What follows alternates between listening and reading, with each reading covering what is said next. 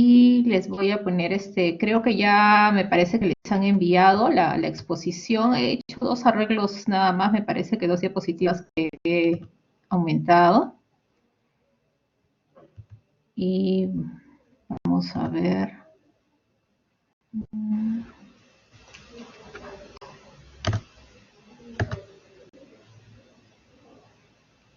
Que se estoy compartiendo la pantalla, no sé si la pueden ver.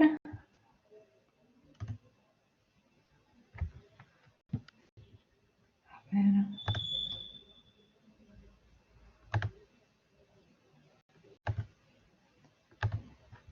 poquito.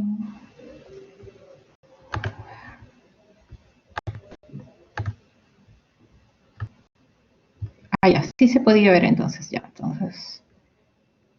Ya, claro, a ver, ahorita recién les voy a compartir, lo que pasa es que de una vez que comparto me es difícil verlo, espérense.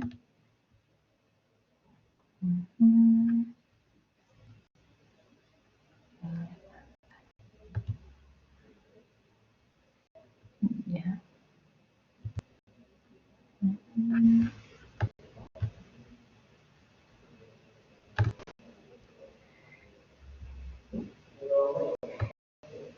Si por el audio me pudieran decir, o creo que tengo desactivado el audio para ustedes. Doctora, disculpe, algunos compañeros no pueden ver. Así, ahorita recién le acabo de compartir, dime. A ver, pregúntales, porque me es difícil verlos ahorita. La gran mayoría está comentando que no pueden verlo, doctora. Sí, qué raro. Ay, yo tampoco puedo verlo.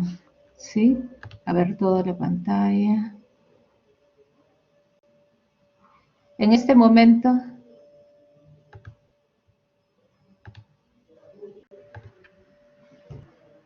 ver, vamos a ver.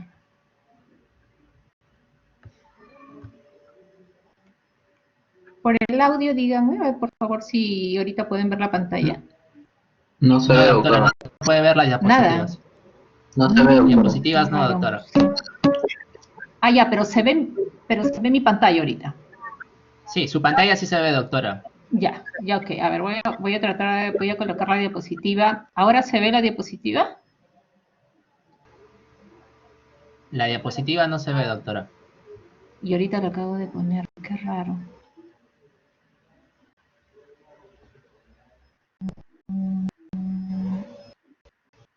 A ver, vamos a ver. O si no, vea.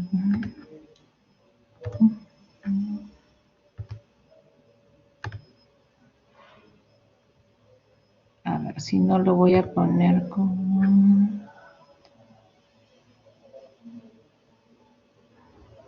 A ver.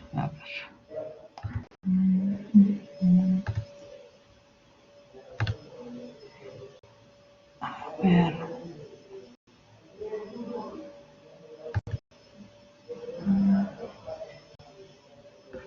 Si le he puesto compartir pantalla, toda la pantalla ahorita,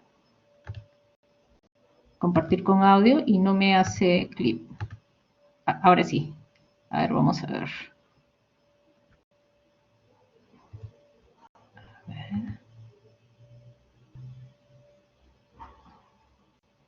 Ahora sí creo, a ver, vamos a ver. ¿Ahora la pueden ver? Ahora sí se ve, doctora. Ahora sí, en el audio sí, porque no puedo ver los mensajes. Ya, ahora sí. Entonces ahora sí se ve bien, ¿no? Sí. Ya, ok. Ya. Entonces, acá hay un ítem, voy a ver si... Ya. Entonces vamos a comenzar. El tema de hoy, como les comentaba, es enfermedades del esófago. Bueno, acá en mi primera diapositiva siempre me gusta colocar el hospital más grande del Perú, uno de los más grandes de Latinoamérica, y que ahorita el 85% más o menos de pacientes hospitalizados en este momento son pacientes infectados por COVID, ¿no? Casi toda la emergencia, casi la mayor parte del hospital en este momento.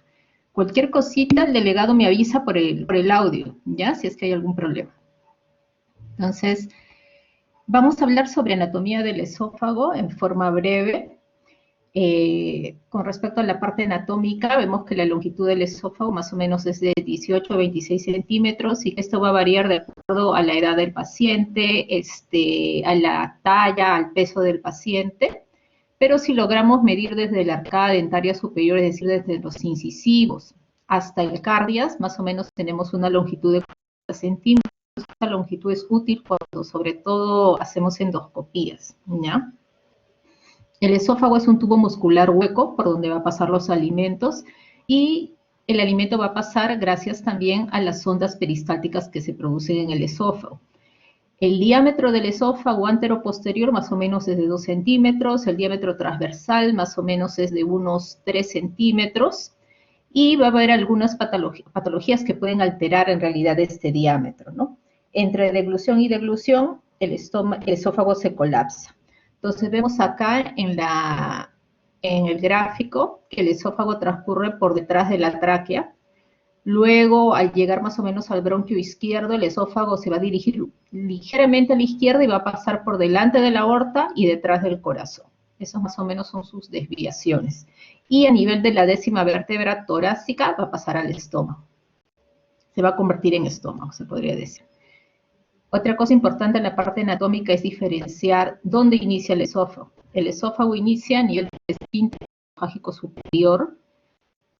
Esto está delimitado por qué músculos, por el músculo constrictor inferior de la faringe y por el músculo cricofaringeo. Entonces, el esfínter esofágico superior lo conforman el constrictor inferior de la faringe y el músculo cricofaringeo. Esto es bastante importante y es pregunta también muchas veces de residentado, ¿ya? Y luego ya viene el esófago proximal. Usualmente este esfínter esofágico superior tiene ligera presión, una presión un poco elevada para evitar que el aire, por el cual nosotros estamos conversando, comiendo, el aire puede ingresar al esófago. Entonces hay un ligero aumento de presión a nivel del esfínter esofágico superior. Y la parte inferior la delimita el esfínter esofágico inferior, que está formado por el ligamento frenoesofágico, las fibras circular interna, sobre todo, y circular externa del esófago, y también la unión escamo-columnar. Más o menos todo eso es lo que conforma el esfínter esofágico inferior. Entonces, algo de anatomía, un pequeño resumen. La parte superior del esófago está formado por músculo estriado, sobre todo. Luego viene una zona de transición donde hay músculo estriado y músculo liso, y en la parte inferior tenemos el músculo liso, ¿no? Esfínter esofágico superior el inicio, esfínter esofágico inferior el final. Si nosotros ampliamos el esfínter esofágico inferior, vemos acá que está constituido por esta unión por el diafragma crural o el piral del diafragma y la parte proximal del estómago o cardias. Si hacemos un corte a nivel de la pared del esófago, ¿con qué nos vamos a encontrar? Nos vamos a encontrar con la luz del esófago, que está constituido posteriormente por estas capas.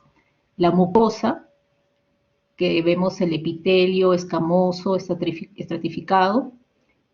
La lámina propia, mucosa, formada por el epitelio, la lámina propia. Luego la submucosa, el pleso submucoso de Meissner y posteriormente la lámina propia, mejor dicho, la muscular propia. Esto es importante, muscular propia, compuesta por dos capas, la circular interna y la longitudinal externa. Y entre estas dos capas musculares propias pasa el plexo mioentérico de Auerbach, que es bastante importante para una patología que vamos a ver después. Entonces, ¿qué característica tiene el esófago? Que no tiene serosa. Es por ello que el cáncer de esófago usualmente avanza muy rápidamente porque no hay serosa e invade rápidamente otros órganos. Además que tiene una rica circulación linfática, ¿no? Entonces, tenemos mucosa, la submucosa, la muscular propia con sus dos capas y entre la muscular propia el plexo mioentérico de Auerbach. Y por último la adventicia, ¿no? No tiene serosa. La inervación también es importante. La inervación sobre todo está mediada por el nervio vago, la inervación parasimpática. Los cuerpos neuronales, ¿no?, del nervio vago se originan en varios núcleos. Estos son los dos principales, el núcleo motor dorsal del vago y el núcleo ambiguo. El núcleo ambiguo es aquel que va a inervar, de ahí salen las fibras para inervar al músculo estriado, o sea, el músculo del esófago que se encuentra en la parte superior. Mientras que las fibras que salen del núcleo motor dorsal del vago van a inervar la musculatura lisa. Estos a la vez van a liberar acetilcolina a estas fibras nerviosas que son excitatorias, que liberan acetilcolina, y a otras y también liberan acetilcolina y estimulan a estas fibras inhibitorias, que liberan óxido nítrico y polipéptido intestinal vasoactivo. Y de esta forma se crea un equilibrio, ¿no?, entre estas neuronas excitatorias que liberan acetilcolina y estas neuronas inhibitorias que liberan óxido nítrico y polipéptido intestinal vasoactivo. Esto es muy importante para la inervación de la musculatura lisa. Y todo esto, ¿de dónde viene? Del nervio vago, que proviene, uno de sus cuerpos neuronales, viene del núcleo motor dorsal del vago. La irrigación arterial, solamente para que lo tengan en forma general, podría decir, es importante porque es segmentaria. Tiene una rica irrigación arterial, un rico drenaje venoso, como ustedes ven, por eso infartos de esófago no existen o pueden ser muy raros, porque tiene una rica irrigación. De la parte superior del esófago depende de la arteria tiroidea inferior que viene de la subclavia. De la parte del esófago medio son las arterias esofágicas que vienen directamente de la aorta, las arterias intercostales y las arterias esofágicas inferiores que vienen de la arteria gástrica izquierda.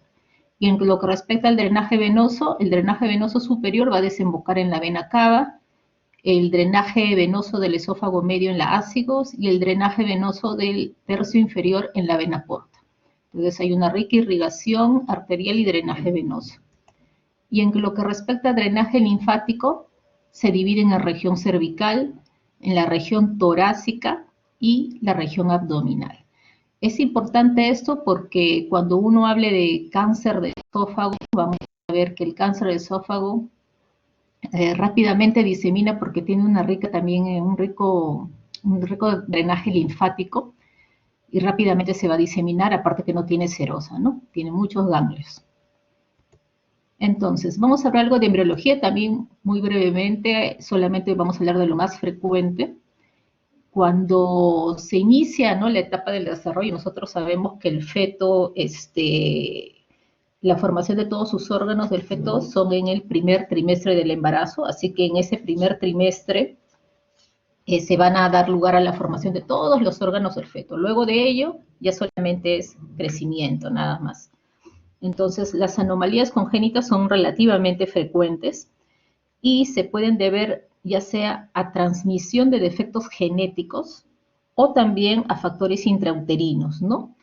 Si la madre tiene algún déficit de vitaminas, ¿no? Si la madre de repente ingiere alguna sustancia extraña, entonces puede ser genético o puede ser algún factor intrauterino. La bucofaringe, los componentes esofágicos del tubo digestivo y la parte respiratoria en un inicio forman un tubo común, este tubo común primitivo. Luego, más o menos a la cuarta semana, se va a salir un brote pulmonar que se va a separar de ese intestino anterior. De la cuarta a la sexta semana se forma este tabique esófago traqueal o traqueoesofágico, y a partir de la sexta semana ya se separa este tabique traqueoesofágico. En la 10ª semana se fusionan vacuolas dentro del esófago. ¿Para qué? Para restablecer la luz del esófago. Y ya más o menos a la semana 12 ya se forma el epitelio y se completa la formación del esófago, más o menos a la 12ª semana, ¿no? Importante acá esta parte del tabique, porque una de las anomalías más frecuentes, aparte de la atresia esofágica, es la persistencia, ¿no? La persistencia de este tabique traqueoesofágico. Entonces, dentro de las anomalías vamos a ver que las más frecuentes es la atresia esofágica. ¿Qué es la atresia esofágica? Significa que el esófago termina en un fondo ciego y no tiene comunicación con nada. ¿Qué signo es importante o cómo uno podría predecir que el feto tiene una atresia esofágica durante el embarazo? Usualmente por la presencia de polidrácnios, es decir, como el feto no puede ingerir el líquido amniótico, entonces este líquido amniótico y no se puede absorber, aumenta. Entonces es un signo indirecto de una atresia, de presencia de una atresia esofágica, el polidramio, ¿no? Y la fístula traqueoesofágica. Esta es la más frecuente, la letra B, ¿no? Es la fístula traqueoesofágica más frecuente, es decir, que el esófago superior termina en un fondo ciego y el esófago inferior está comunicado con la tráquea. ¿Qué signo, por ejemplo, acá nos podría, por ejemplo, en los niños, ¿no? Un niño recién nacido, ¿qué podría encontrar en un niño recién nacido que tenga una fístula traqueoesofágica? Polidramios también, ¿por qué? Porque termina en un fondo ciego el esófago. Y lo otro, un abdomen distendido. ¿Por qué? Porque hay una comunicación entre el esófago inferior y la tráquea. Entonces va a entrar aire por la tráquea, va a pasar aire al esófago y el niño va a tener un abdomen distendido. Además que va a tener neumonías a repetición porque hay reflujo del esófago hacia la vía respiratoria. Entonces, esa es la presentación más frecuente. También es una pregunta frecuente de la residencia. ¿Cuál es el tipo de fístula traqueoesofágica más frecuente? ¿Cómo lo diagnosticamos? Una radiografía contrastada, o sea, con bario o un contraste hidrosoluble. Y el tratamiento, obviamente, es la cirugía, si es que el paciente presenta alguna de estas anomalías congénitas o genéticas. Anomalías vasculares, también es frecuente este tipo de anomalía vascular que le llamamos la disfagia alusoria, que significa que hay una arteria subclavia derecha aberrante, que pasa por detrás, que nace más o menos de la arteria aorta y se va por detrás del esófago y lo comprime. En un 20% puede ir por delante del esófago, pero pasa por detrás y lo comprime. Cuando se trata de un lactante, un recién nacido, este paciente puede tener dificultades respiratorias porque comprime también la tráquea, pero conforme va creciendo, los síntomas predominantes son digestivos, disfagia, regurgitación. Acá en la radiografía de esófago que podemos apreciar, vemos acá una radiolucidez, ¿no? Este color negrito que significa que esta arteria aberrante está pasando por ahí, está comprimiendo el esófago. Es una anomalía no tan frecuente, pero sí la vemos normalmente, sí la hemos visto. Otra anomalía también son los anillos esofágicos. Existen dos tipos, el A y el B, el más frecuente, el B. El B es un anillo mucoso, como ven acá en la fotografía de la endoscopía, es un anillo mucoso en la cual el compromiso es de forma anular, es decir, de toda la circunferencia del esófago, como ven. Por encima hay epitelio plano estratificado propiamente del esófago y por debajo hay epitelio cilíndrico del estómago. Casi siempre está asociado con una hernia hiatal. Este tipo de patología sí es bastante frecuente, lo he visto bastante en las endoscopías, sobre todo porque el paciente viene por disfagia, ¿no? Disfagia de tipo esofágica, ¿no? Dificultad para digerir los alimentos. Si se producen síntomas, como vemos, se producen síntomas usualmente cuando el diámetro disminuye más o menos a 13 milímetros, menos de 13 milímetros, ¿no? Sabemos que el diámetro normal es de 2 a 3 centímetros. En estos casos el anillo puede crecer tanto que estenosa el esófago hasta 13 milímetros y ahí recién el paciente presenta síntomas. En esta radiografía contrastada también podemos ver, ¿no?, la presencia del anillo, sobre todo en la parte inferior, y abarca toda la circunferencia del esófago. El tratamiento son dilataciones con balón o unos dilatadores especiales que le llamamos tipo bujía, ¿no?, unos que parecen un endoscopio, con una puntita más delgadita y que poco a poco se avanza y rompemos el anillo, ¿no? El objetivo es romper el anillo para que el paciente pueda comer normal. Las membranas esofágicas son también bastante frecuentes, sobre todo en la parte superior del esófago, y a diferencia de los anillos, no abarca toda la circunferencia, sino es como una media luna, ¿no? Estas son las membranas. Una media luna puede haber 1 o 2, sobre todo en la parte superior. Y estas membranas, en Perú, sobre todo acá en nuestro país, están asociadas a una triada. No sé si ustedes recuerdan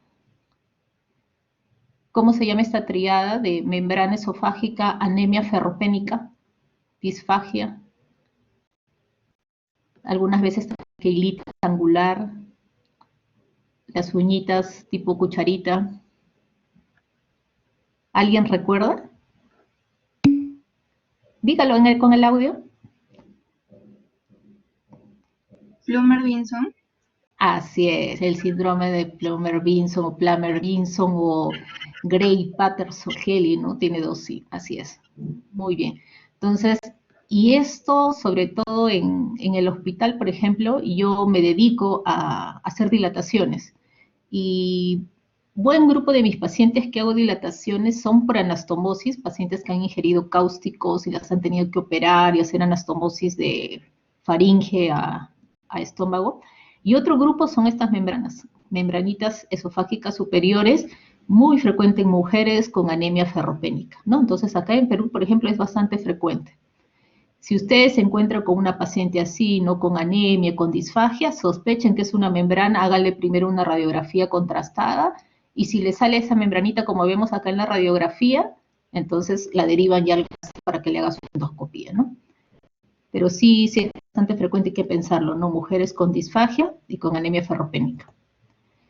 Ahora, vamos a ver trastornos motores. Aquí solamente vamos a tocar acalasia, que es el trastorno motor más frecuente, pero en realidad dentro de toda la medicina y gastroenterología no es una enfermedad frecuente, ¿no? Pero dentro del trastorno motor es la más frecuente, acalasia. La acalasia viene de esta palabrita calasis, que significa imposibilidad de relajarse, ¿no? Es un trastorno motor esofágico primario de etiología hasta el momento desconocida. Y se caracteriza porque hay una incapacidad del esfínter esofágico inferior para relajarse, en el contexto de una peristaltis ausente. Esto es la definición de una acalasia clásica, una acalasia severa, en la cual el esfínter esofágico inferior no se puede relajar y la peristaltis del cuerpo del esófago está totalmente ya atónica. Es una acalasia clásica. En un principio las acalasias no son así porque el cuerpo del esófago todavía puede tener peristaltis tratando de luchar con esa incapacidad de relajación, ¿no? Pero al final termina en esto, ¿no? En una peristaltis ausente. Afecta a ambos sexos por igual y en promedio más o menos son pacientes que bordean los 50 años. Entonces acá les traigo de nuevo el mismo gráfico para que recuerden. Muy importante ese núcleo motor dorsal, ¿por qué? Porque de aquí salen los cuerpos de las neuronas para inervar el músculo liso.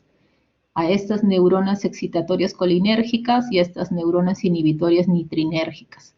Entonces, la alteración en la acalasia está a este nivel, justo a nivel de esta musculatura lisa y tiene que ver con estas dos neuronas. Entonces, ¿qué pasa en la acalasia? Se pierde la inervación inhibitoria. Es decir, esas neuronas inhibitorias que segregan óxido nitro y polipéptido intestinal vasoactivo se pierden.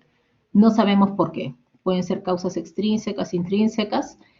La teoría más fuerte nos dice que lo más probable es que sean pérdidas intrínsecas, ¿no? Algún virus o alguna alteración inmunológica hace que se pierdan estas células inhibitorias. Y por ende ya no existe este equilibrio, ¿no? De excitación e inhibición. Se pierden estas inhibitorias, entonces la fibra se excita constantemente y ya no se relaja. Y por eso que la comida no pasa, ¿no? Del esfínter esofágico inferior.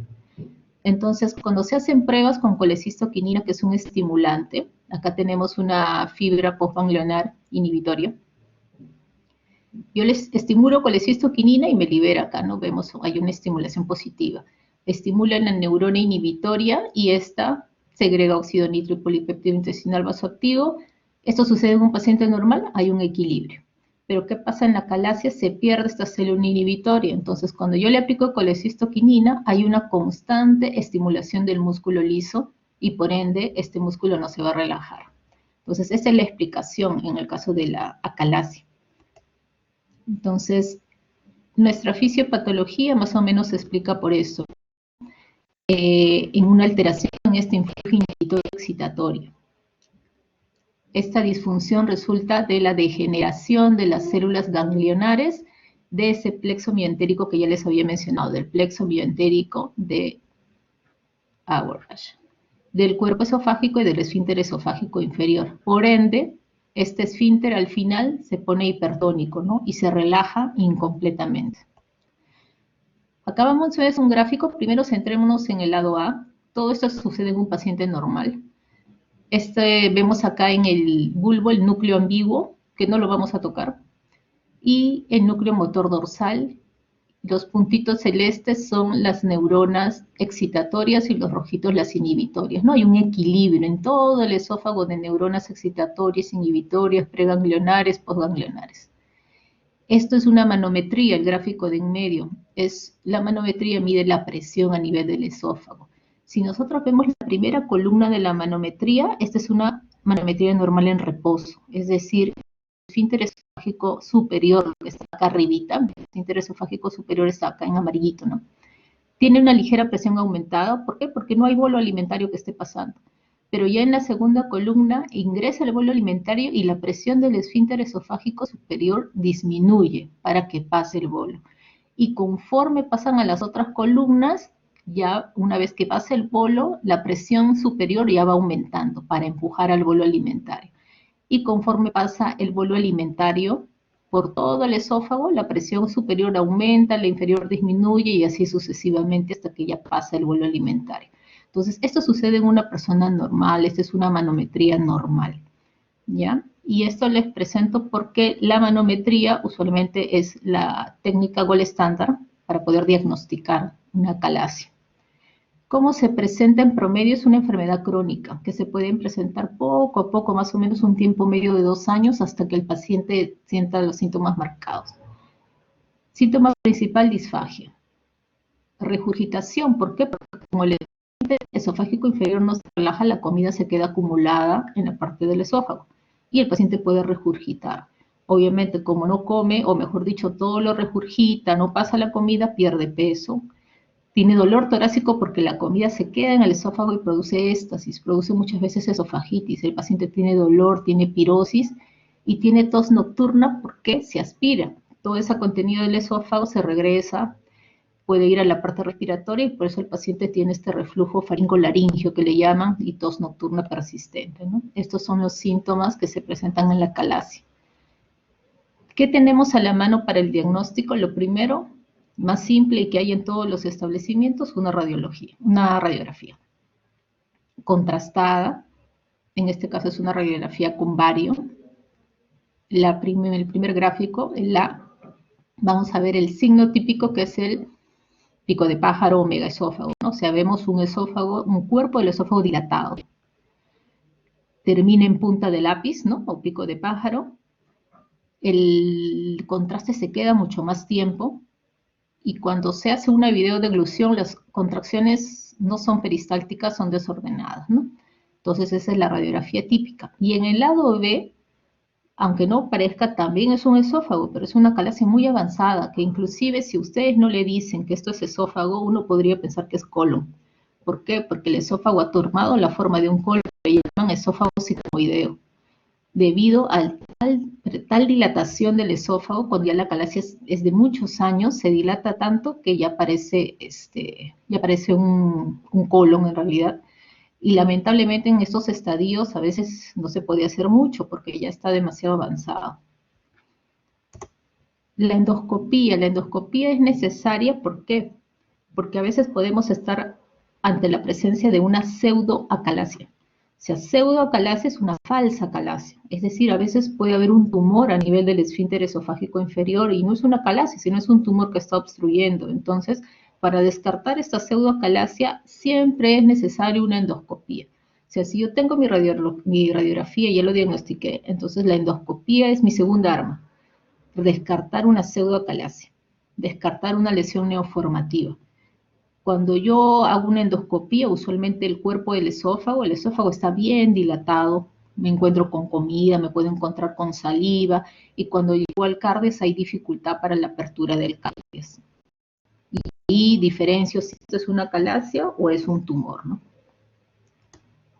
La manometría, como les dije, es el gold estándar. Una vez que tengo la radiografía, tengo mi endoscopía y en mi endoscopía descarto que es un tumor, entonces el paciente tiene que ir a manometría. Y con eso ya se hace el diagnóstico. Entonces, en la columna derecha, una peristaltis normal, como les mencionaba, y en la columna izquierda, signos de acalasia. Es decir, no hay esa presión, el cuerpo del esófago totalmente atónico. No hay esa línea, ¿no?, en forma de diagonal conforme pasa el bolo alimentario, no hay, se pierde en la calasia. ¿Qué complicaciones trae la calasia? Como les mencionaba, esofagitis, porque la comida se queda retenida.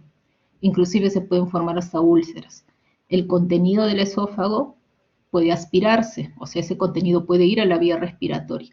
Y lamentablemente por esta inflamación persistente en años, pacientes tienen más probabilidad de hacer carcinoma esofágico. Entonces, por eso es importante manejar la calasia. ¿Qué tratamientos existen? Los primeros, la farmacoterapia. Lamentablemente, los pacientes van mal con farmacoterapia. La respuesta a largo plazo es malísima, en realidad casi no se usan. En quienes se pueden usar en pacientes a veces ancianos que no se puede optar a otro tratamiento porque son más invasivos. Toxina botulínica también tiene buenos resultados, pero al final el efecto tiene este efecto de que cada vez que tú usas más toxina botulínica con el tiempo, por ejemplo, al año, recidiva. Y si vuelves a usar la toxina botulínica, ya tiene menos respuesta y cada vez tiene mucho menos respuesta. Entonces, también podría aplicarse en personas ancianas que tienen un pronóstico de vida quizás no más corto y necesitas manejarlo, ¿no? Podrías usar la toxina botulínica. ¿Qué tratamiento hacemos hasta el momento? Las dilataciones endoscópicas. Como vemos el gráfico, ¿no? Se pasa un dilatador, una guía, y por encima de esta guía se pasa un baloncito que está desinflado. Luego, posteriormente, se infla el balón y se dilata, ¿no? Se dilata acá, se rompe esa fibra de músculos circulares, ¿no? Interno, que está ahí, que no se está relajando, y el paciente ya puede comer mejor. Esto se puede hacer en personas jóvenes, por ejemplo, se requieren a veces muchas sesiones, a los 4 años a veces recidiva, también rápidamente, algunos pacientes van mejor, entonces depende de cada paciente, es una opción. Otra opción que se maneja hoy en día, pero que solamente lo hacen endoscopistas expertos, no lo hace y requiere una curva bien amplia, ¿no? De aprendizaje endoscópico, terapia para poder hacer, es el POEM, que es la miotomía endoscópica peroral. O sea, por medio de un endoscopio se hace un cortecito centímetros más arriba del esfínter y se hace como un túnel. Un túnel por donde entra el endoscopio. O sea, primero se inyecta una sustancia, se forma un túnel, el endoscopio entra por el túnel y corta las fibras del músculo circular interno y luego sale y cierra el túnel con unos clips, ¿no? Esto es miotomía endoscópica peroral que se hace en el Perú, en muy pocos centros lo hacen. Otra opción sería la cirugía, que es la miotomía de Heller. Todavía se realiza, pero es un poco más riesgosa y tiene mayores complicaciones. Y lo otro, la cirugía con esofaguectomía, que son casos severos, ya no se ve casi, ¿ya? Entonces, estas son las opciones en tratamiento de la calasia. Entonces, este algoritmo nos puede ayudar, ¿no? Si tenemos una calasia y tiene un bajo riesgo quirúrgico, paciente joven, lo puedo someter a dilataciones. Y si falla, le hago miotomía. Si mi hospital tiene miotomía endoscópica, le hago miotomía endoscópica, pero si no, el paciente se tiene que ir a cirugía, ¿ya?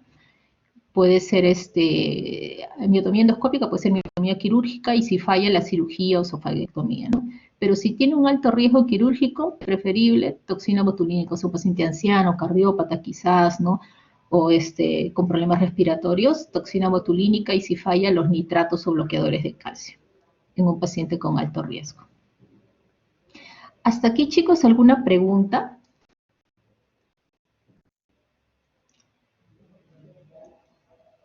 ¿Alguna duda, pregunta?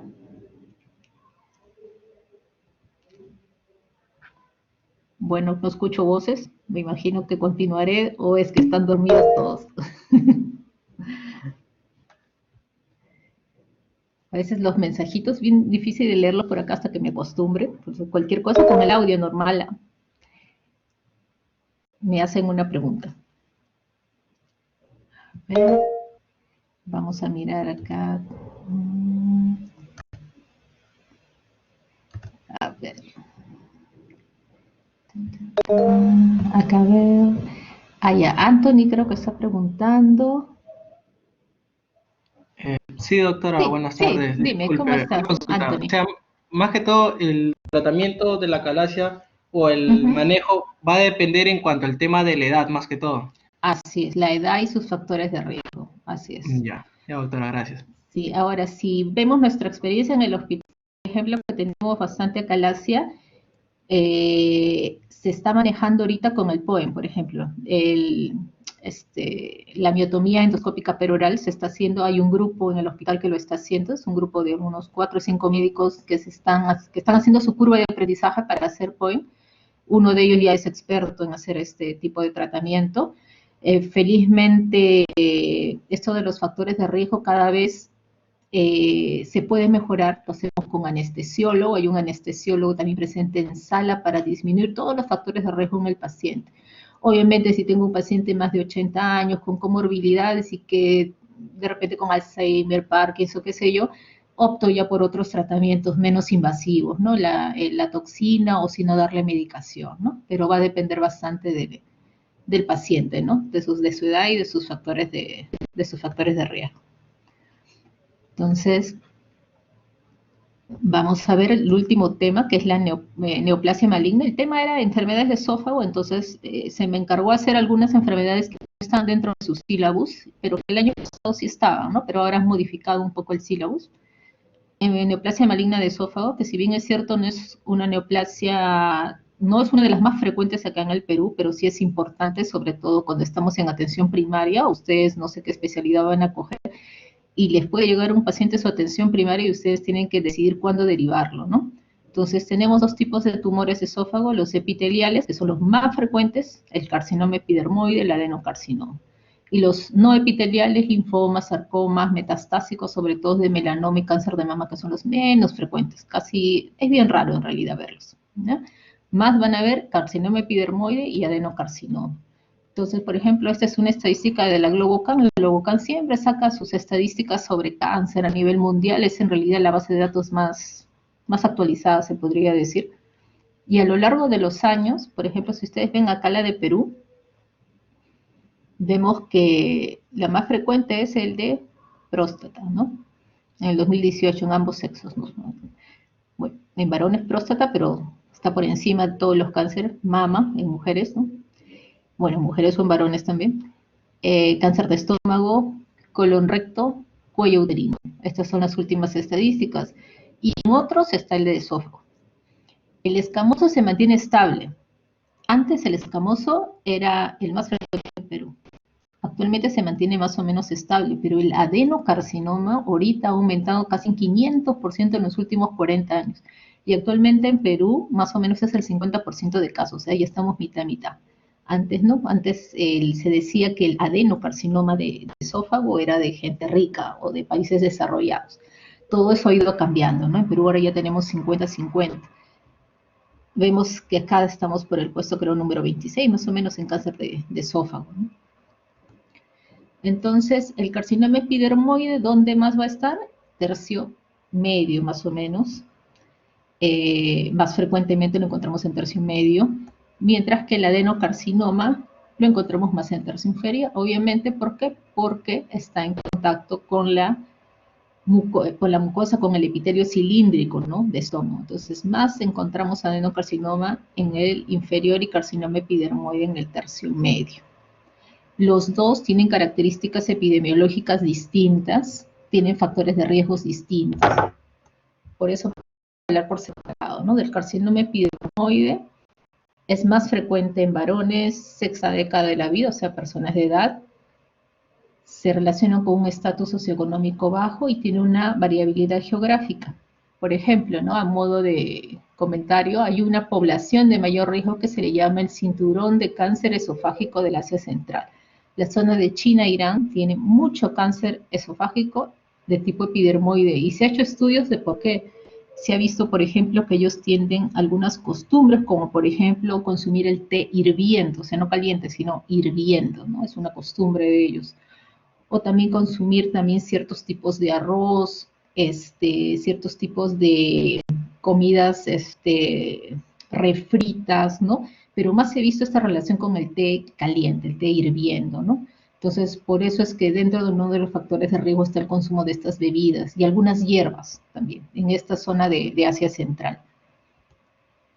Hay una predisposición genética como todo cáncer y de los hábitos dietéticos como les mencionaba. Exposición a algunos factores medioambientales, quemadura de caucho, por ejemplo, El consumo de alcohol y tabaco, eso es muy importante, ¿no?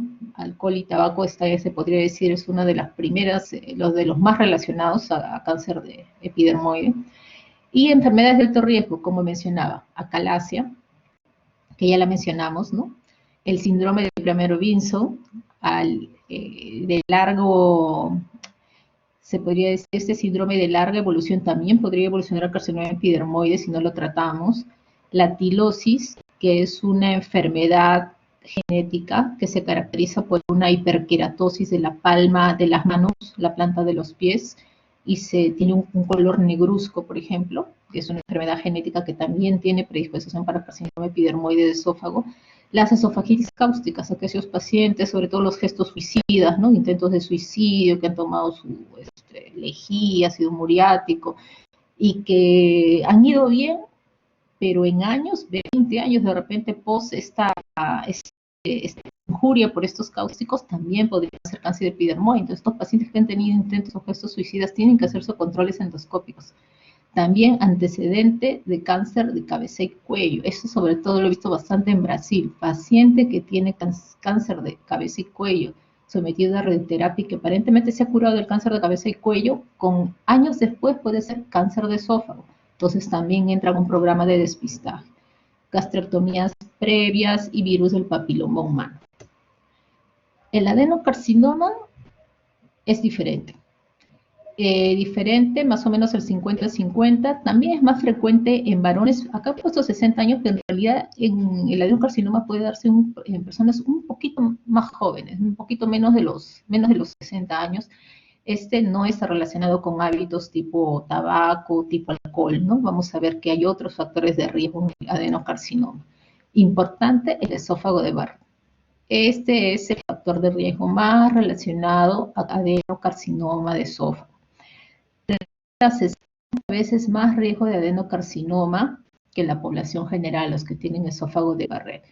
¿Qué es el esófago de Barrett? ¿Alguien recuerda qué es el esófago de Barrett?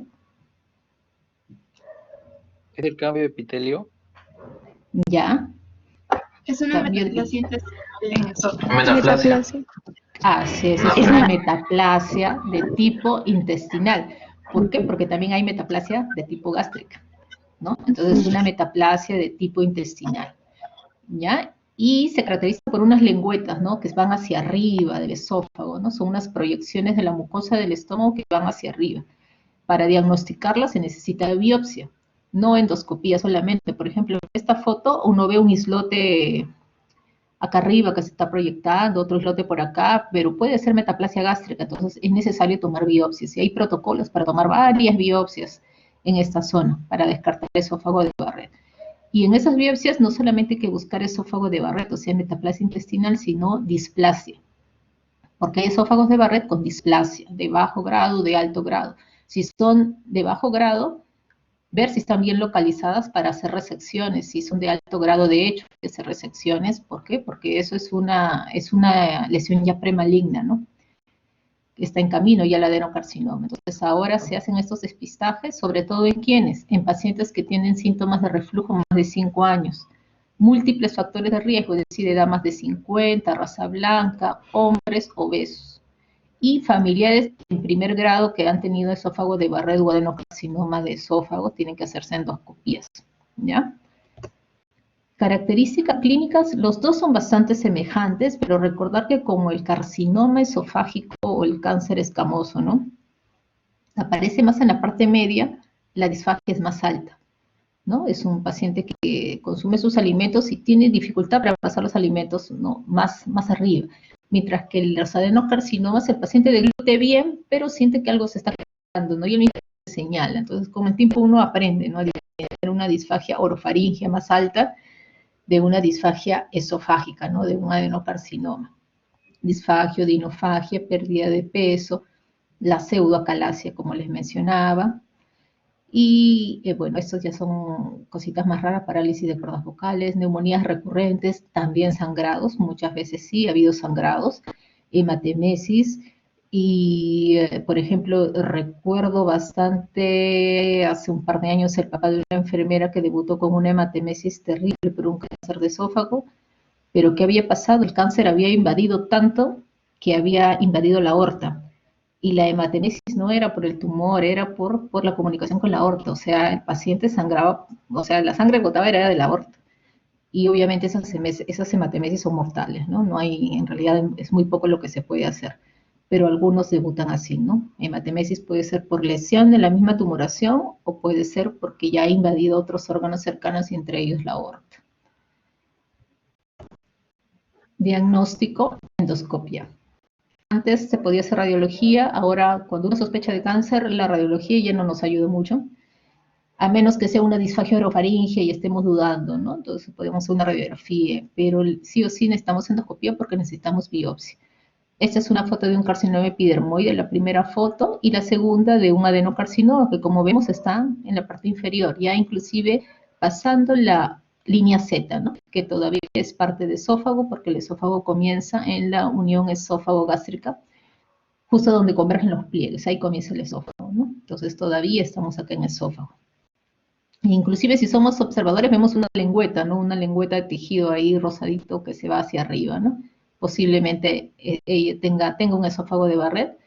También puede ser una esofagitis, ¿no? Pero como la foto no tiene buena resolución, podría ser también una esofagitis o un esófago de Barrett también, que ya haya tenido el paciente. La radiología, antiguamente se hacía bastante radiología, ahora ya no. Acá, por ejemplo, ¿qué es lo que vemos? El paciente aparentemente es glutevario, pero miren, dibuja los bronquios, es decir, hay una fístula que se ha formado entre el esófago y los pulmoncitos y los bronquios. ¿Qué hacemos en cáncer de esófago una vez que ya tenemos el diagnóstico? Tenemos nuestra endoscopía, ya tenemos nuestra biopsia, vemos que es un adenocarcinoma o un carcinoma escamoso.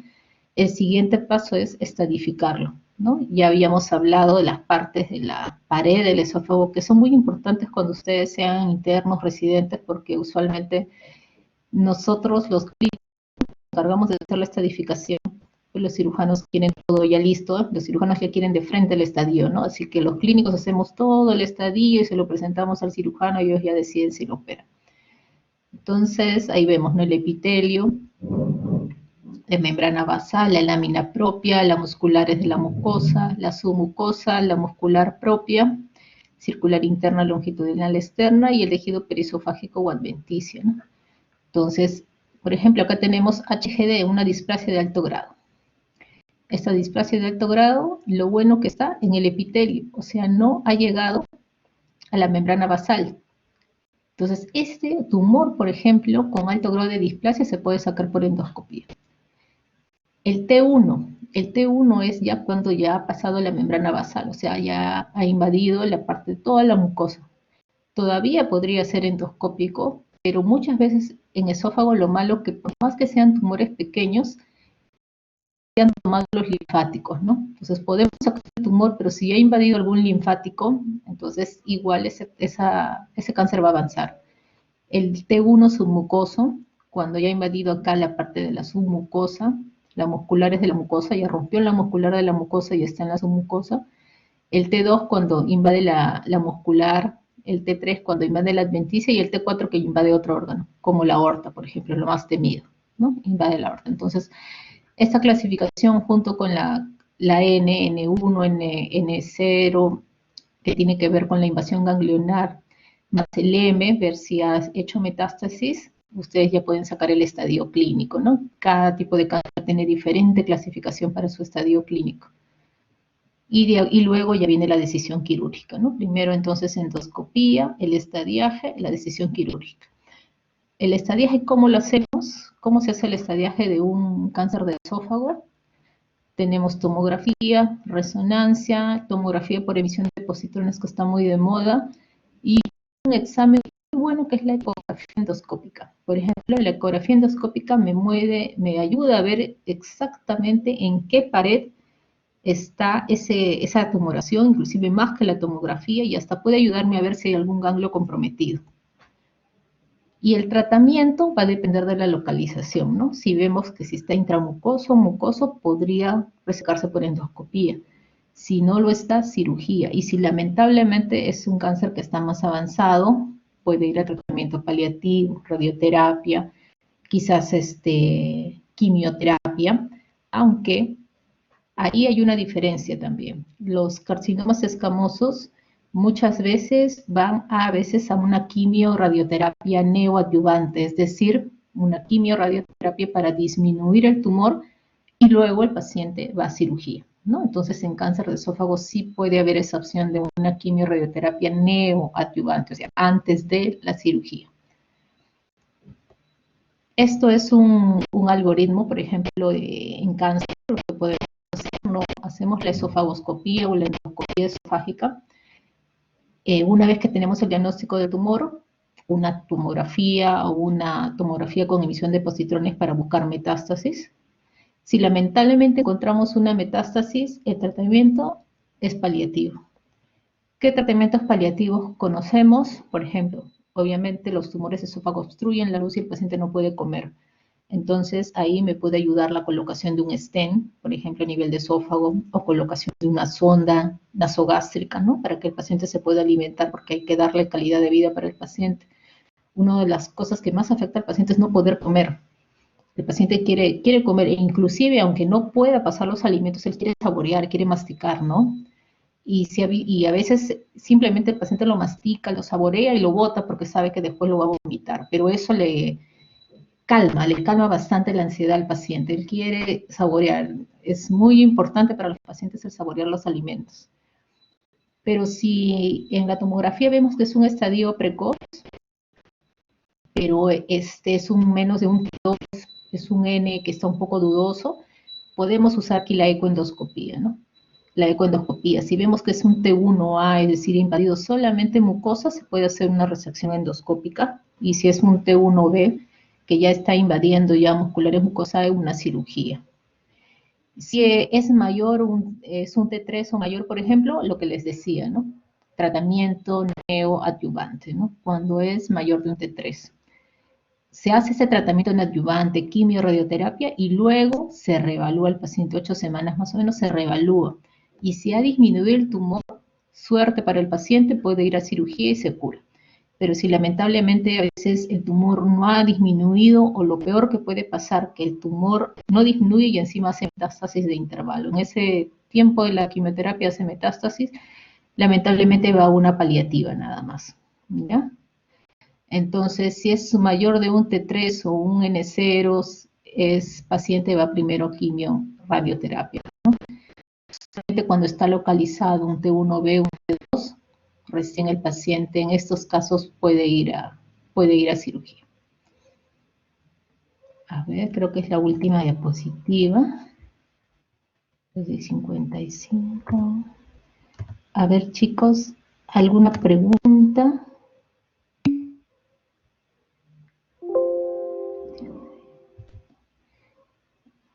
¿Alguna pregunta?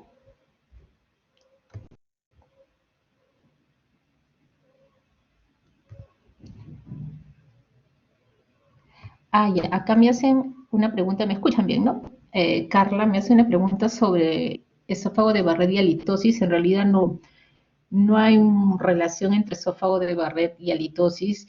Cuando ustedes tengan halitosis, el 80% de halitosis, 85% de halitosis, la causa es problemas de los dientes, de las encías y de la lengua. Eso es bien importante porque muchos pacientes lo consultan, inclusive me dicen por infección por Helicobacter que da halitosis. Entonces, la halitosis, cuando un paciente tiene halitosis, lo último que debo de pensar que eso tiene una causa esofágica o gástrica. Lo primero es dientes, encías, lengua. Y la segunda causa es problemas de otorrino, sinusitis, rinitis, amigdalitis. Hay muchos pacientes con amigdalitis supurativas que ya vienen, son enfermedades crónicas desde la niñez y que en las amígdalas se acumulan unos litos, como unas piedritas que se acumulan en la amígdala, y eso también da mal olor, o sea, mal aliento, ¿no? Entonces, esas son las causas principales. Si no es dientes, encías, lengua, es amigdalitis, sinusitis, rinitis. Y la última ya, pero así bien alejada, a veces Helicobacter y reflujo, cuando el paciente tiene reflujo gastroesofágico, ¿no? Pacientes gorditos, sobre todo, ellos. A ver, Gerardo, ¿quieres hacer una pregunta? Doctora, una consulta, buenas tardes. Sí. ¿Cuánto es el tiempo de evolución que va a haber desde un esófago de Barrett para que evolucione a un adenocarcinoma? Ya. En realidad varían, pero son años. Por lo menos pueden ser 5 años. Ya, doctora, Y gracias. es un número al azar, porque en realidad va a depender de muchos factores, ¿no? Porque si yo tengo un esófago de Barrett y que lo trato, que tomo mis IBPs, que impido el reflujo, entonces posiblemente ese paciente no va a hacer evolución, ¿no? Pero si no toma ninguna de esas medidas, sí. A ver, Carla. Gracias. Doctora, Sí. disculpe, ¿cómo saber si la calasia es primaria o puede ser secundaria a Chagas, por ejemplo? Ya. Miren, acá en Lima es poco frecuente en realidad la enfermedad de Chagas y recuerden que la enfermedad de Chagas ya es o sea, la enfermedad, el megaesófago por enfermedad de Chagas es una complicación ya crónica, ¿no? Es una complicación crónica. Usualmente el paciente ha tenido antes enfermedad de Chagas, ¿no? Preguntándole entre tus antecedentes nos va a decir que ha sufrido de Chagas. Ahora, si el paciente es un paciente que viene de Arequipa, de Ica, ¿no? Hay que hacerle esa pregunta o también en la toma de biopsias, ¿no? Pero usualmente es una complicación de enfermedad de Chagas y que el manejo va a ser el mismo. O sea, igual va a dilatación, igual va a Boehm, ¿no? Alicia. Alicia Castillo.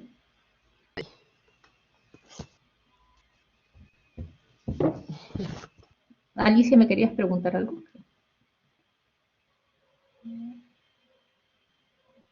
A ver, creo que no me quiere preguntar. A ver, ¿alguna otra pregunta, chicos? Anthony. Doctora, una consulta. Si yo ya Doctor sospecho por la Bernardo. clínica de que un paciente pueda tener acalasia, para poder darle el diagnóstico, ¿tengo que realizarle de frente una manometría o pasar primero por una radiografía y después una endoscopía? Ya. Depende dónde estés trabajando, por ejemplo, ¿no? O sea, depende de la complejidad de tu centro. A veces no contamos con endoscopía, entonces hay que pedirle al menos una radiografía contrastada, ¿no? Si en tu centro hay endoscopía, una endoscopía después. ¿Por qué? Porque necesitamos descartar una pseudoacalasia. Y de ahí recién, como el mismo gastroenterólogo va a hacer la endoscopía, él mismo le va a explicar al paciente que al momento que se haga la endoscopía, si su sospecha sigue siendo alta de acalasia, va a ir a una manometría. Pero para yo decirle al paciente, ¿tienes acalasia? Necesitamos una manometría, de hecho. Con la radiografía y la endoscopía yo le puedo decir, tienes una probable acalasia, estamos sospechando que tienes una acalasia, pero con la manometría sí o sí ya se le da el diagnóstico al paciente. Esos son los pasos. Gracias, doctora. Sí. ¿Alguna otra pregunta, chicos? Cualquier duda, pregunta.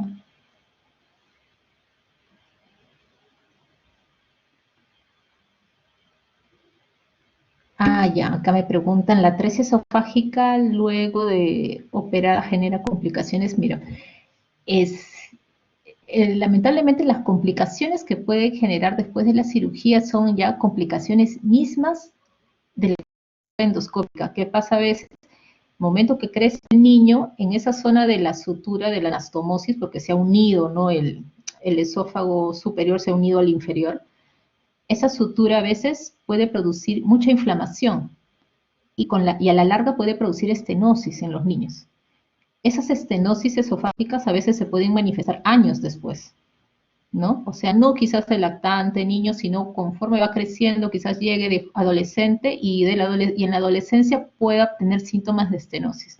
No todos los pacientes lo hacen. Ahora, estas estenosis tienen solución, se someten a dilataciones endoscópicas y a veces con eso es suficiente y el paciente puede hacer su vida normal. No todos los pacientes la hacen, depende mucho del tipo de cicatrización, la experticia del cirujano, ¿no? El detalle, ¿no? El cirujano para tener cuidado y no agarrar demasiado tejido y que no se llegue a estenosar con el tiempo, ¿no? Pero otra complicación, bueno, otras complicaciones también son las inmediatas a la cirugía, ¿no? Que ya vendrían a ser las fístulas, ¿no? Pero una vez que el paciente se opera, sale de su quirúrgico inmediato, con los años podría ser estenosis esofágica. Alguien más me quería preguntar, no vi su nombre. Manuel. Manuel Jean-Pierre Rodríguez. Hola Manuel, ¿me querías preguntar algo? Sí, bueno. Buenas, ¿Sí? doctora. Te Disculpe, escucho, una sí. consulta. ¿En qué momento se puede usar lo que es la farmacoterapia en el tratamiento de acalasia? O sea, ¿en qué situación? Ah, ya, un paciente, por ejemplo, a ver, un paciente más de 80 años que tenga infartos, que tenga, o sea, una enfermedad coronaria obstructiva crónica, que tenga un alto riesgo quirúrgico, ¿no? Usualmente ese alto riesgo quirúrgico nos lo va a decir el cardiólogo o el médico internista, ¿no? Un riesgo quirúrgico 3, 4. Y que ustedes saben que cuando uno hace una endoscopía, al momento que se ingresa por el crico faríngeo puede haber un reflejo vagal que hace que la frecuencia cardíaca puede bajar mucho y produce apnea también. Entonces, si tengo un paciente con fibrosis pulmonar, por ejemplo, al momento que pasa el endoscopio, una fibrosis pulmonar significativa, no moderada, severa, el paciente puede hacer apnea y no salir del apnea, es decir, hacer un paro respiratorio.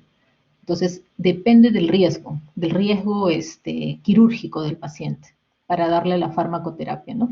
Paciente con Parkinson, Alzheimer, ¿no? Un paciente más de 90 años, ¿no? Entonces, a veces esas decisiones no las evaluamos solos, ¿no? Y a veces entre los especialistas, usualmente nosotros, por ejemplo, en nuestras actividades de las mañanas, antes, ¿no? Ahora ya no podemos, antes, a veces se presentan estos casos, ¿no? Estos casos especiales y uno entre todos tomamos la decisión que es lo mejor para el paciente. Casi siempre las decisiones así medias complicadas son multidisciplinarias. A veces también se discute con cirujanos. En medicina nos vamos a ir acostumbrando a que las decisiones a veces son entre varias personas, sobre todo cuando son casos complejos, ¿no? A veces los médicos por sí solos, nosotros individualmente a veces no podemos tomar algunas decisiones, ¿no? Estas decisiones que, sobre todo, que está en riesgo la vida del paciente, las complicaciones, ¿no? Así que pacientes de edad, como te he dicho, con alto riesgo quirúrgico, 3, 4. Ah, ya, acá me hacen otra pregunta. ¿Por qué en la calasia se perdía la presión en la manometría? Lo que pasa es que la calasia, la enfermedad es una disminución, o sea, una imposibilidad para que el esfínter esofágico inferior se relaje. Y como se relaja, como no se relaja, entonces está contraído permanentemente, ¿no? No sé si esa es la pregunta, eso es lo que más o menos quieres saber. ¿Por qué se perdía la presión en la manometría? Claro, o sea, como hay una imposibilidad de relajación, creo que sí me entendiste. Hay una imposibilidad de relajación, entonces está bien contraído el esfínter, la comida no pasa, ¿no? Ese es el problema. Ahora, si la calasia podría tener relación con gastritis, no. Dos enfermedades totalmente distintas. Inclusive no con gastritis, ¿por qué? Porque la comida se queda toda en el esófago, no pasa. El estómago está tranquilito ahí, no hay ningún problema ahí con el estómago, ¿no? El problema es el esfínter esofágico inferior. Y como les decía, enfermedades a partir de los 50 años. Gastritis y esófago de Barrett tampoco. Reflujo y esófago de Barrett sí. Ahí sí tampoco tenemos relación con el esófago de Barrett. ¿Alguna otra pregunta, chicos? A ver. Acá nos han puesto como 2 horas, pero no sé, más 1 hora de preguntas. Ah, una gastrostomía. Buena pregunta. Si uno se pone así a pensar, sí, pues si no quiere el paciente, no puede comer por la boquita, le pongo una gastrostomía. Pero recordemos que, claro, así es. Claro, recordemos que tenemos otras opciones de tratamiento, ¿no? Si ha fracasado todo lo demás, sí, podríamos hacerle una gastrostomía, ¿no? Solo que muchas veces depende del paciente, ¿no? Porque una de las cosas que el paciente quiere es comer, o sea, quiere masticar. Es una de las grandes cosas que el paciente quiere. Y si tú le explicas que no va a masticar ya y que va a alimentarse por un tubito que necesita sus cuidados, a veces es complicado para él, pero sí, tienes razón, si es un paciente que no responde en la hidratación, no responde en la miotomía, y también es un paciente ya también de una edad no avanzada y sometido a tantos procedimientos y necesita alimentarse, porque la calasia el problema es que bajan demasiado de peso, sí una opción es una gastrostomía. Ah, ya, en cuánto tiempo de reflujo en realidad es difícil determinar también, igual como me preguntaban de esófago de Barrett cáncer, es difícil, pero obviamente tiene que haber una exposición de años también para que evolucione a esófago de Barrett. Por eso justo ahí más o menos decíamos, ¿no? Reflujo de más de 5 años para que se hagan para que requieran endoscopía, ¿no? Usualmente una endoscopía se pide a partir de los 40, pero si una persona tiene un reflujo de más de 2 años, de 5 diré, síntomas de reflujo más de 5 años, sí hay que hacerse para descartar el esófago de Barrett.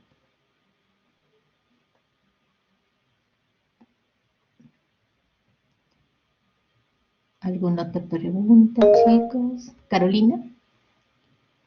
Carolina Yolanda. Doctora, buenas tardes. Sí, ¿cómo estás? Doctora, una pregunta. En un paciente con esófago de Barrett, ¿es posible un tratamiento indefinido con inhibidores de bomba de protones como tratamiento o puede haber complicación?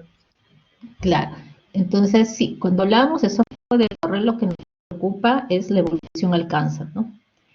¿Qué formó el esófago de Barrett? Era el reflujo. El reflujo hizo que se formara el esófago de Barrett. Entonces lo que hay que hacer es un tratamiento a largo plazo con inhibidores de bomba de protones para impedir el reflujo y evitar que ese Barrett avance. Así es, inhibidores de bomba de protones. Y eso justo lo van a ver, creo que uno de sus doctores les va a hablar de esofagitis, me parece, o enfermedad por reflujo, creo, el doctor Peña. Entonces ahí les va a mencionar, ¿no? Que el esófago de Barrett se formó por un reflujo continuo, ¿no? Entonces el tratamiento para ese reflujo es inhibidores de bomba de protones por largo tiempo, en realidad, pueden ser meses o inclusive años.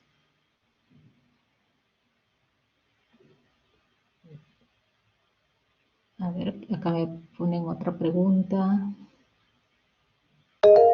El tratamiento no controlado de la calasia.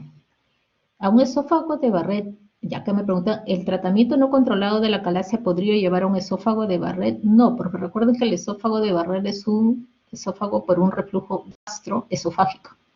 Y en la calasia no tenemos reflujo gastroesofágico. ¿Por qué? Porque el esfínter está cerrado, ¿no? No se relaja, entonces está completamente cerrado. No hay reflujo del estómago al esófago, no lo hay. Lo que tenemos es regurgitación, ¿no? Regurgitación del contenido del esófago que se ha quedado y se está regresando, ¿no? No hay reflujo de estómago a esófago en la calasia, ¿no? Por eso no hay más posibilidades de esófago de Barrett, ¿no? Displasia, ya. Si se encuentra una displasia localizada, hay que hacer una allá. Si es que tenemos esófago de Barrett y en una de las biopsias le encontramos metaplasia y también displasia, y es una displasia de alto grado, y la podemos localizar, hay que hacer una resección mucosa endoscópica, se llama. Por medio de la endoscopía, inyectar esa zona que está con displasia y resecarla, como si fuera un pólipo, elevarlo y sacarlo. Entonces hay que hacer resección. Y también hay otros tratamientos como la fotodinamia que no se hace acá en Perú, ¿ya? Pero acá lo que se hace es la resección, que también se hace en muchos países, resección mucosa de las áreas de displasia. Ya, diagnósticos diferenciales. Ya, diagnóstico diferencial de la calasia, el principal, cáncer de esófago. Ese es el principal. Lo otro, enfermedad por reflujo. Si bien es cierto, no hay reflujo del estómago al esófago, pero el paciente puede tener pirosis, que es un síntoma también de reflujo. Entonces, enfermedad por reflujo. Una úlcera esofágica. Hay úlceras esofágicas por ingesta de AINES, por ejemplo. Eso también podría ser un diagnóstico diferencial, ¿no? Entonces, cáncer, esofagitis, úlceras esofágicas, pirosis por reflujo, ¿no? Esofaguectomía, me preguntan. O sea, sacar el esófago es ese tratamiento, que podría decir que es la última opción de tratamiento en caso de acalasia, que ya no se hace, de verdad, yo nunca lo he visto. Para acalasia nunca lo he visto hasta el momento. Pero sí he visto esofaguectomía en pacientes con injuria cáustica severa, que se necrosa el esófago y les tienen que sacar el esófago lamentablemente, ¿no? Pero en acalasia, si bien es cierto, está en la literatura, no he visto. Actualmente con todas las terapias que hay, dilataciones, el POEM, ¿no? La miotomía, ya no se llega ya a la esofaguectomía. El esófago varitado es lo mismo que la radiografía que mencionó. Así es, si queremos acalasia, una radiografía simple no nos ayuda, tiene que ser un esófago varitado, o sea, radiografía de esófago con contraste, ¿no? Cuando uno pide radiografía de esófago con contraste, usan bario, siempre. En ocasiones pedimos contraste hidrosoluble, que es el yodo, que se usa en algunos casos cuando sabemos que hay una estenosis muy, muy severa a veces de la parte alta y se puede aspirar, no usamos bario, usamos yodo. Pero cuando ustedes piden radiografía de esófago contrastada, van a usar bario, que eso es lo que siempre, casi siempre se pide. El esófago de Barrett puede conllevar enfermedades respiratorias como fibrosis idiopática. Miren, la fibrosis idiopática, como su nombre lo dice, es una fibrosis que no sabemos cuál es la causa. Lo que sí se ha visto es que el reflujo, no el esófago de Barrett, el reflujo sí puede conducir a enfermedades respiratorias crónicas, eso sí. Fibrosis idiopática. Ya, ¿cómo discrimino una disfagia mecánica de una disfagia motora? Ya, una disfagia mecánica de una motora. Interesante la pregunta, ¿por qué el tiempo de evolución? Cuando tú hablas de disfagia mecánica, te estás refiriendo a que hay una obstrucción, que puede ser por un tumor, es decir, es una obstrucción crónica. El paciente te dice que tiene una disfagia de bastante tiempo. Pero también puede ser algo que vemos bastante en emergencia, una disfagia brusca, o sea, mecánica brusca por un cuerpo extraño. A ver, he visto los huesos de pollo, las espinas de pescado, las prótesis dentales, por ejemplo, que a veces los pacientes no se dan cuenta, ingieren una prótesis dental. Entonces, ahí la forma de diagnosticarlo es lo que tenemos también a la mano. Como usualmente las disfagias agudas son, como su nombre lo dice, aguda, sucedió inmediatamente, el paciente casi siempre ve emergencia, cuando es mecánica aguda. Y en emergencia le pedimos una tomografía, que es lo más rápido que tenemos, o una radiografía o tomografía. Y ahí puedo ver si es una disfagia mecánica aguda, ¿no? Por una obstrucción de cuerpo extraño. Y si es crónica, obviamente con una endoscopía también lo voy a poder diagnosticar, ¿no? Pero clínicamente por el tiempo de la evolución de la enfermedad. El tiempo de evolución, a ver, el largo plazo inhibidores de bomba de protones. Sí, a largo plazo sí, pero a largo plazo con IBP estamos hablando de años. ¿Eh? Años me refiero a 5, 10 años, se ha visto. ¿Qué pasa? Nosotros para absorber algunas vitaminas, por ejemplo hierro, ¿no? Diré minerales y vitaminas, necesitamos un medio ácido. O sea, nuestro estómago tiene un medio ácido, un pH ácido, y necesitamos un pH ácido para absorber vitaminas, proteínas. El inhibidor de bomba de protones es un antiácido, o sea, inhibe la bomba de protones, disminuye la acidez, entonces hace que disminuya esta absorción de algunas vitaminas y proteínas. Vitaminas, sobre todo, y minerales, que estoy hablando. Vitaminas y minerales. Entonces, a largo plazo puede haber una anemia por déficit, por ejemplo, de hierro, a largo plazo.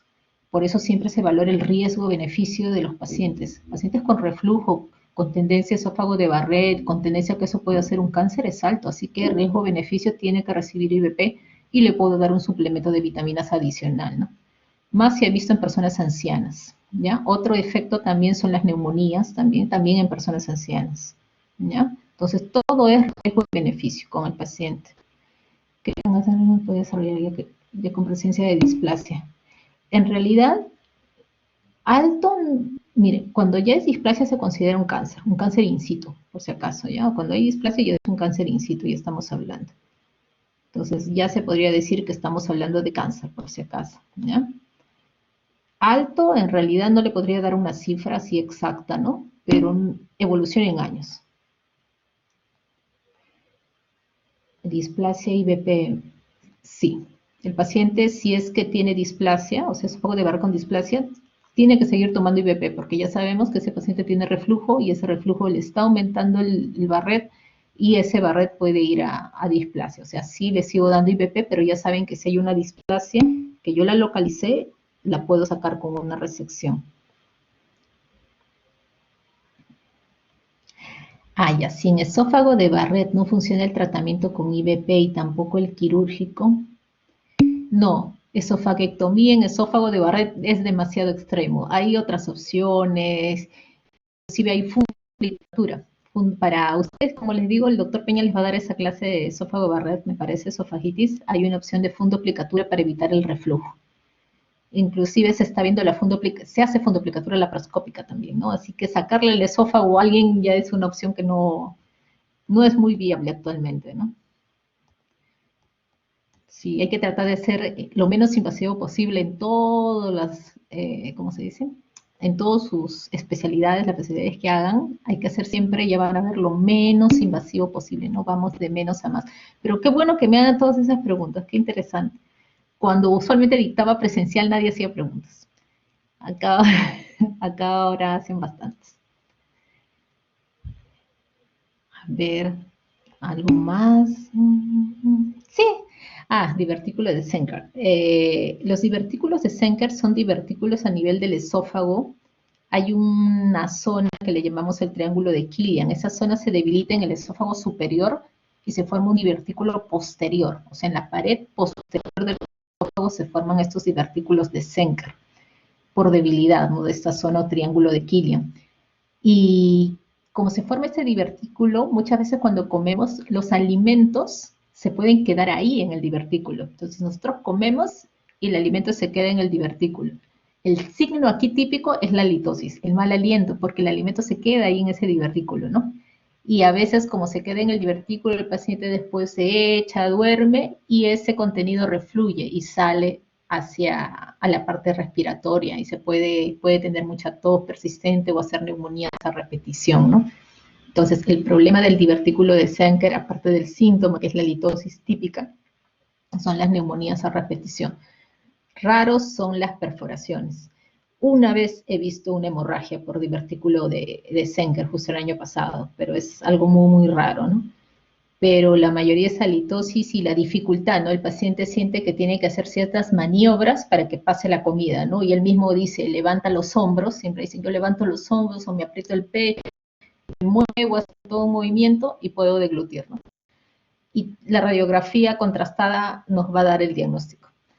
Si es que tenemos a la mano un endoscopio, o mejor dicho, un gastroenterólogo cerca, lo derivo al gastroenterólogo, pero cuando deriven a alguien al gastroenterólogo, idealmente es con un examen de imágenes, sería lo mejor, y eso es bueno que vayan aprendiendo desde ahora. A veces derivan los pacientes al hospital, al Rebagliati, y te los derivan en cero, ¿no? Sospecha de esto y no tienes nada, y en el Rebagliati las citas demoran cada 4 meses, cada 3 meses, los exámenes también. O sea, el paciente viene en abril y yo le diagnostico en abril del siguiente año porque vino sin nada. Entonces, si el paciente puede ir al menos con una radiografía contrastada, te ayuda ya bastante, ¿no? Ya tengo esto, ya sabes lo que vas a hacer, ¿no? Y ya le pides todo para de una vez hacerle su tratamiento. El divertículo de Zenker tiene tratamiento, se hace una septotomía, se corta el tabique del divertículo, se puede hacer un corte y el paciente puede comer después normal. A veces puede recidivar con los años, pero les mejora bastante la calidad de vida al paciente. Importante, sí, divertículo de Zenker.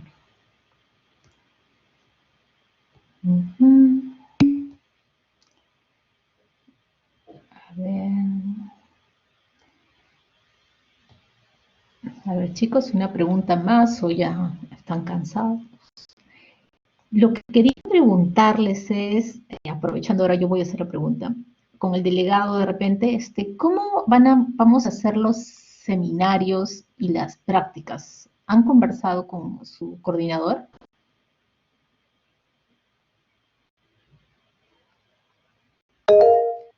Sí, Álvaro, dime.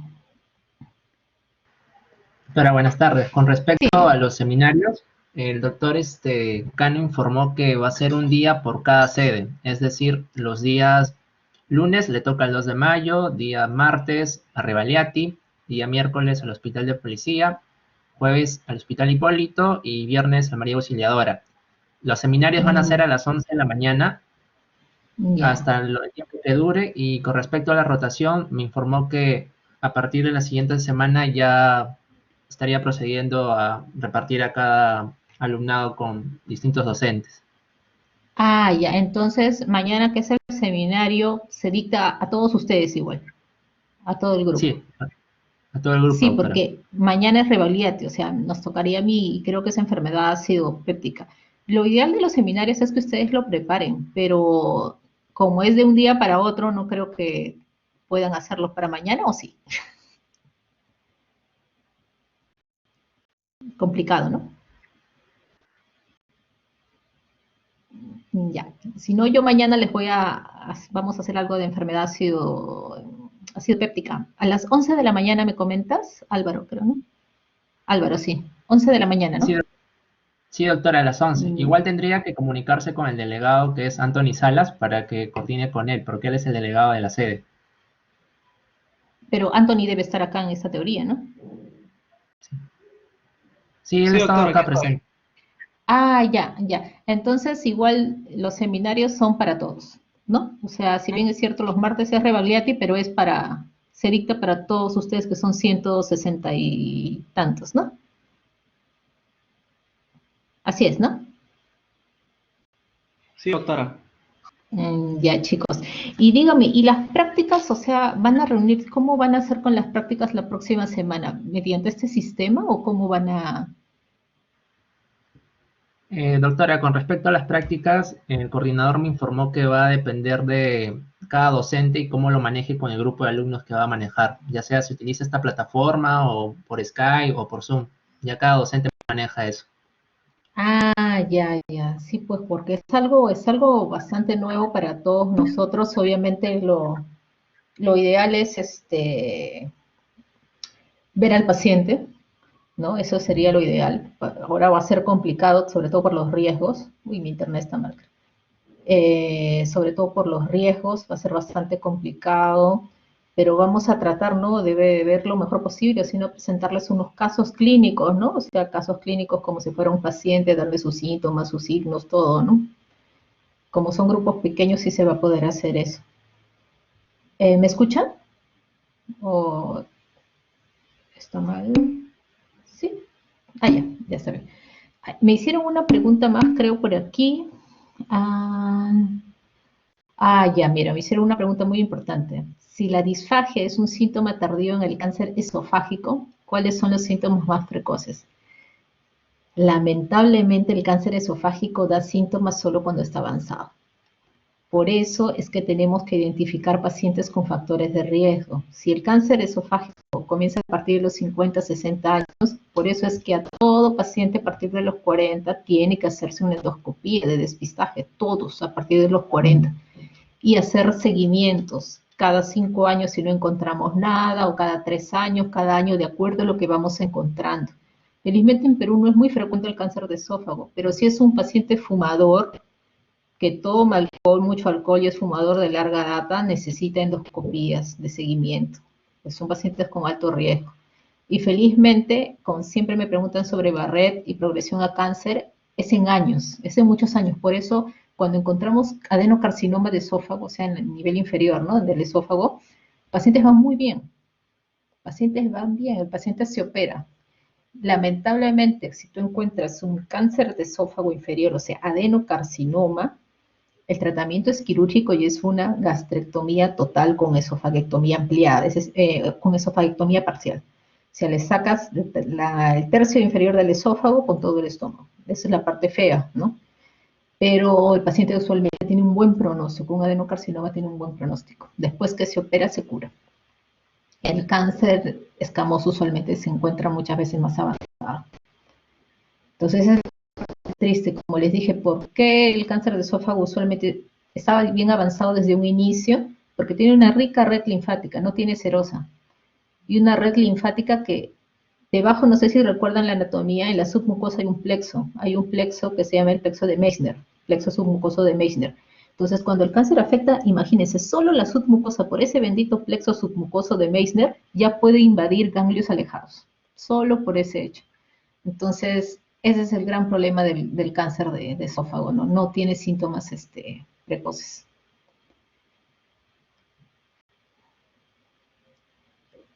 Bueno, chicos, creo que, a ver, son 4:26, hemos tenido un poquito más de una hora. No sé si tienen otra pregunta o alguna sugerencia. Es la primera, para mí es la primera vez, para ustedes también creo que es la primera clase, así por esta plataforma, o ya han tenido clases por esta plataforma. Ah, también. Ah, miren, ya. Entonces, este contexto que estamos viviendo es único. O sea, yo en la universidad estudié pandemia, nunca pude vivir en realidad, veíamos la gripe española que vivió en historia de la medicina, y todos tenemos que adaptarnos a este nuevo sistema, ¿no? A todos nos cuesta, a mi hijo también le está costando, o sea, mi hijo está en el colegio y también está, sí, primerizos. Así que recomendaciones, cuídense bastante, cuídense bastante, ¿por qué? Porque si bien es cierto, las personas más afectadas son las de la tercera edad, personas con factores de riesgo, pero vemos también pacientes muy jóvenes, ¿ah? Pacientes 20, de 30 años. Ahorita en el Revalíate hay un piso que hay pura gente joven, así increíblemente. Entonces, mucho tiene que ver la carga viral, la sobreexposición, no confiarse en nadie, a veces ni en la propia familia, a veces, sobre todo si tienen familias que salen mucho, entran, ¿no? Y estar pendiente de de los síntomas, sobre todo cuidarse bastante, ¿no? Como todos dicen, designar a uno para que salga de compras, solamente una persona sale. De hecho, que vamos a salir de esta, pero no va a ser pronto. Ahora que van a levantar la cuarentena, recomendación para todos ustedes si tienen personas cercanas con factores de riesgo o ancianos, levantan la cuarentena esas personas con factores de riesgo. No debe terminar la cuarentena. Eso sí, aunque les duela, no termina la cuarentena para ellos. Ellos tienen que seguir hasta que haya una vacuna en realidad, ¿ya? Porque con ellos no podemos jugar a la inmunidad. Quizás con personas jóvenes sí, pero con ellos no. Entonces, seguir todas las medidas igual. ¿Ya, chicos? Así que vamos a ver, ojalá que les vaya muy bien con este nuevo sistema y en las prácticas, que es la parte que me preocupa, ojalá que podamos aprovecharlo lo máximo que pueda. Si ustedes leen cada clase teórica que se les da, lean, ahora va a haber más tiempo. ¿Qué libro leía yo? Bueno, cuando yo iba, cualquier libro de medicina interna, ¿no? No sé si ahora habrá el Cecil, el Harrison, el Farreras, no sé si existirá todavía. Pero esos libros veía de medicina, iba más o menos, de repente me adelantaba y pregunten, como lo han hecho ahora, pregunten, a veces sirve bastante la experiencia que uno tiene en el hospital, ¿no? Los pacientes que uno maneja, y vayan leyendo los temas más importantes, ¿no? Conforme avance su teoría, lean, para que las prácticas que comienzan la otra semana se puedan sacar provecho, ¿no? Con signos, síntomas, ¿ya? Chicos, entonces ya nos veríamos, yo les dicto la primera y de ahí me voy hasta la última, ¿ya? Así que mañana vamos a hacer un seminario, que el seminario es pequeño, es cortito, ¿no? Sobre enfermedad acidopéptica, pero lean a las 11 de la mañana, entonces mañana. Me imagino que el doctor encargado pondrá un link, o si no yo creo el link más tarde para que mañana se puedan conectar a las 11 de la mañana, ¿ya? Bueno, ya nos vemos, chicos, con todos, cuídense mucho, ¿ya? Ya nos vemos mañana, ¿ya? Puntualitos, 15 minutos antes si es posible. Chao, chao, chicos.